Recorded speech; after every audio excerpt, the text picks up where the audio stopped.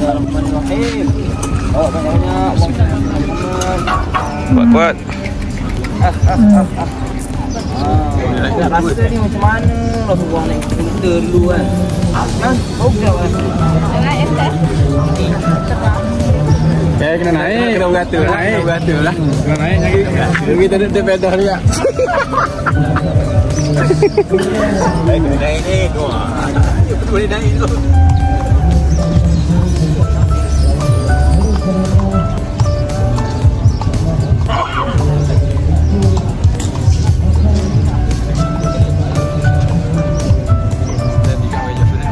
Jauh dia pusing ni.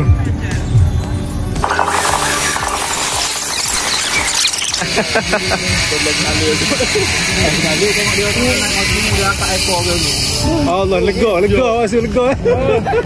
Nampak sopai duduk dia.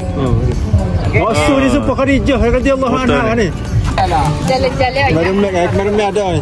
Ha? Okey. Macam mana perasaan naik motor gini? Sedap lah. Sedap. Satu agak-agaknya lepas ni mari naik motor pulak lah lepas ni kalau mari Mekah ni. Okey, alhamdulillah sini naik motor percuma. Lepas tu kita boleh bagi semangat seikhlas hati lah. Gitu. Alhamdulillah insya-Allah. Tunggu giliran naik motor. Ni cekiyah kita ni. Wajah kita nak naik motor juga ni.